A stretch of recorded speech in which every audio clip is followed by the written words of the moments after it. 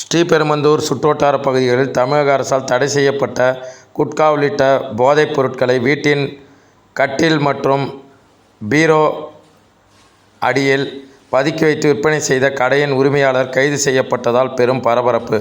காஞ்சிபுரம் மாவட்டம் ஸ்ரீபெரும்புதூர் அடுத்த வளர்புரம் மன்னூர் கூட்ரோடு பகுதியில் 60 வயது விஜயகுமார் என்பவர் சிறிய மளிகை கடை வைத்து நடத்தி வருகின்றார்.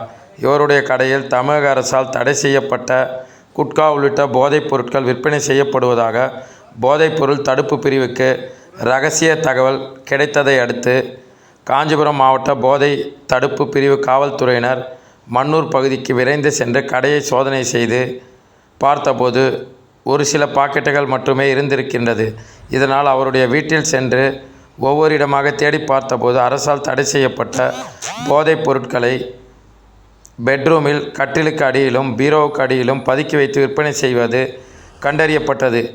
இதனை அடுத்து சுமார் 40,000 ரூபாய் மதிப்புள்ள குட்கா, போதை, புகையிலை போன்ற போதைப் பொருட்களை பறிமுதல் செய்து விஜயகுமாரை கைது செய்து நீதிமன்றத்தில் ஆஜர்படுத்தி சிறையில் அடைத்தனர்.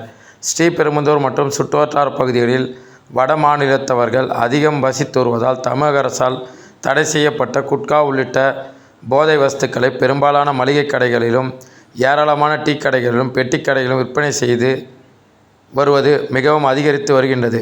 மேலும் போதைப்பொருள் தடுப்பு காவல்துறையினர் பலவித எச்சரிக்கை விடுத்த போதிலும் போதை வஸ்துக்களை மறைத்து வைத்து வியாபாரிகள் வியாபாரம் செய்து வருவது அப்பகுதியில் பெரும் அதிர்ச்சியை ஏற்படுத்தியுள்ளது.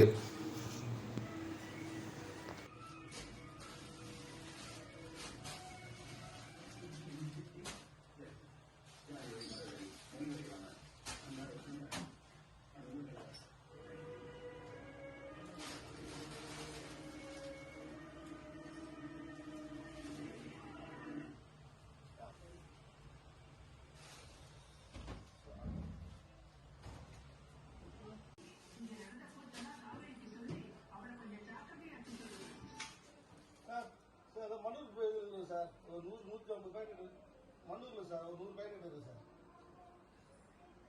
On super sir.